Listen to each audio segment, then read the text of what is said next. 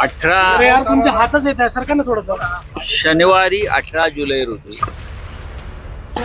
4:30 वाजता नागपुरात रामनगर येथील राम मंदिरामध्ये उद्धव ठाकरे यांच्या उपस्थितीत राम रक्षा हा एक उपक्रम त्याचा दुसरा टप्पा आम्ही इथे राबवतो. मुंबईत झालेला तयारी सुरू आहे. हा कार्यक्रम नागपुरात आहे आणि राज्याचे मुख्यमंत्री देवेंद्रजी यांच्या घरापासून हा कार्यक्रम जवळ आहे असं माझ्या एका लक्षात आलं. तेव्हा आमचं कर्तव्य आहे की राज्याच्या मुख्यमंत्र्यांना सुद्धा या कार्यक्रमास आमंत्रित करावं. मुख्यमंत्री म्हणून नव्हे तर एक रामभक्त म्हणून. कारण देवेंद्रजी वारंवार सांगत राहिले आहेत आणि आम्हाला ज्याचा अभिमान आहे की 1992च्या अयोध्येच्या आंदोलनात करसभेला ते स्वतः नागपुरात अयोध्येला गेले होते करसेवा करायला. हे ते सांगतात अभिमानानं आणि त्याचा आम्हालाही गर्व आहे. त्याच्यामुळे अशा रामभक्ताला सुद्धा आम्ही आमंत्रित करावं ही आमची एक भूमिका आहे. त्यांनी एक रामभक्त म्हणून यावं, आम्ही त्यांचं स्वागत केलं. आणि असं आम्ही नागपूरमधल्या हिंदुत्ववादी अशा अनेक संस्थांना संघटनांना आम्ही आमंत्रण देत आहोत. आम्ही त्यांनाही आमंत्रण देत आहोत.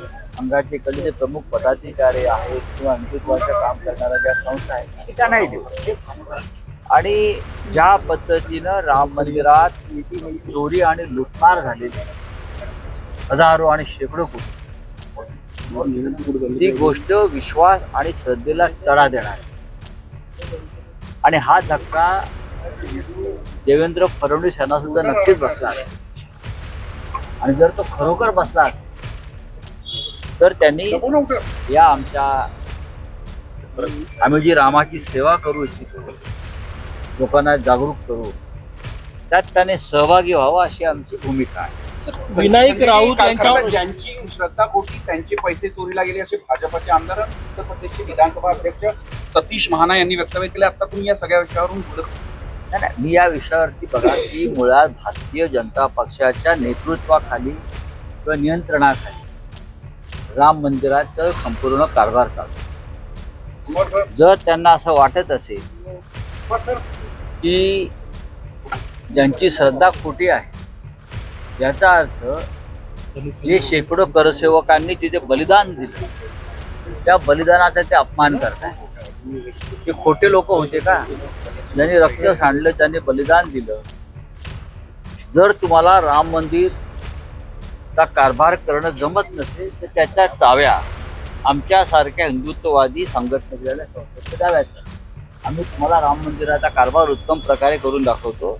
आज राम मंदिराच्या चाव्या चोरांच्या हाती आहे आणि ही चोरांची भाषा आहे. ते जे महाशय बोलतात ही चोराची भाषा आहे आणि चोराच्या मनात चांदणं असतं त्या पद्धतीने ते बोलतात. विनायक राऊत यांच्यावर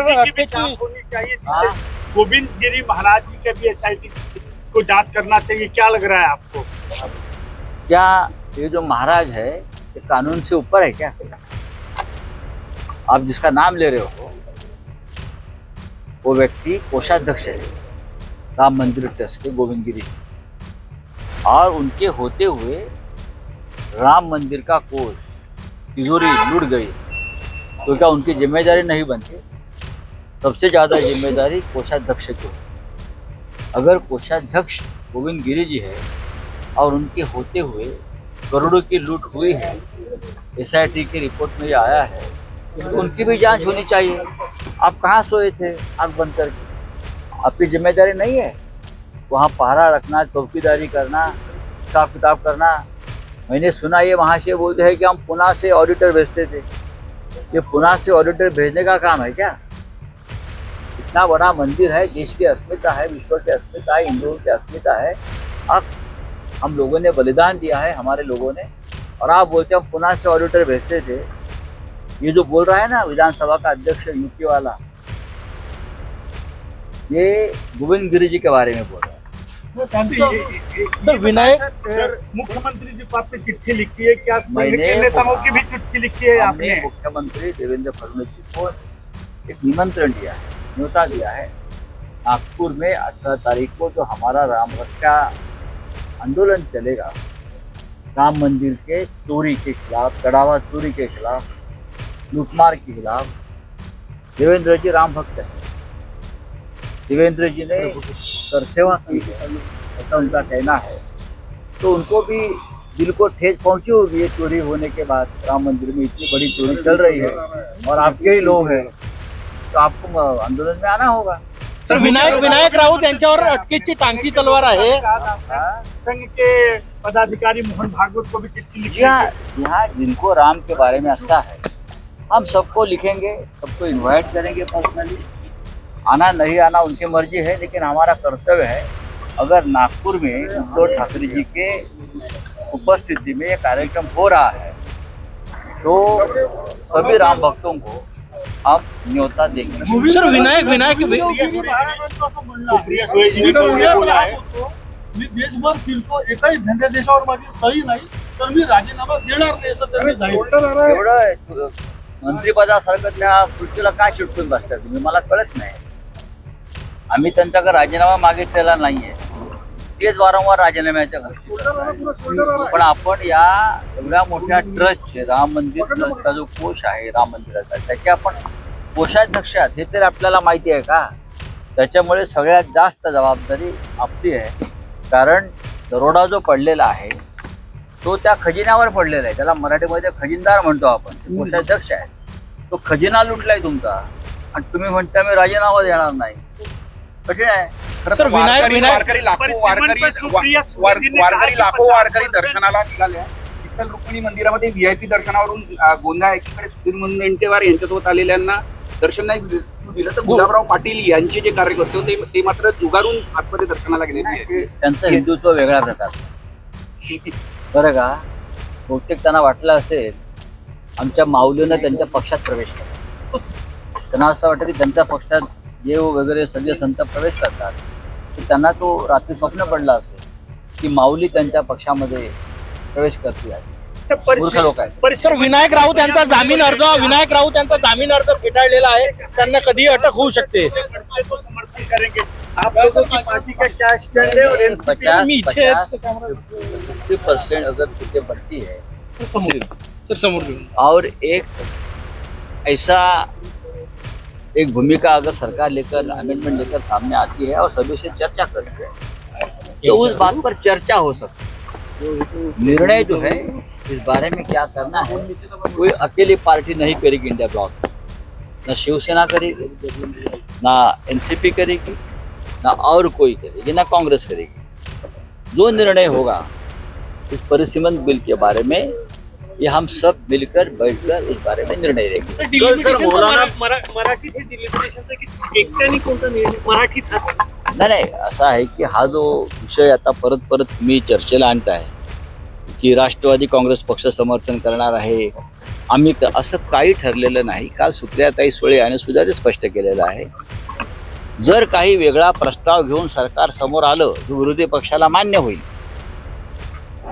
असं आम्हाला वाटलं, तर इंडिया ब्लॉकचे सर्व घटक पक्ष एकत्र बसतील, एकत्र चर्चा होईल आणि त्याबाबत सामुदायिक निर्णय होईल। कोणी एखाद्या पक्षाने वेगळा निर्णय घेण्याचा प्रयत्न केला तर त्या संदर्भात सुद्धा इंडिया ब्लॉकमध्ये वेगळी चर्चा होईल। मला असं वाटतं कोणीही वेगळी भूमिका घेईल असं मला दिसत नाही। इंडिया ब्लॉक एकसारखा पाऊल उचलेल याबद्दल अगदी सामुदायिक निर्णय घेऊ, आम्ही एकत्र निर्णय घेऊ आणि त्यानुसार आम्ही त्या बिला संदर्भात भूमिका ठरवू। ठाकुरली रेल्वे स्टेशनवर एकनाथ शिंदे जी के साथ गृह मंत्री जी से मिले और उन्होंने कहा है कि तमाम औपचारिकताएं पूरी, कानूनी औपचारिकताएं पूरी कर ली गई है।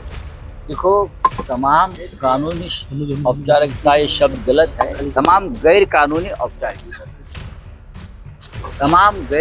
औपचारिकता ये लोग पूरी करते हैं। कानूनी तौर पर ये तो किसी पार्टी में शामिल नहीं हो सकते, छूट भी नहीं सकते, ये कानून कहता है। तो कानूनी औपचारिकता क्या है?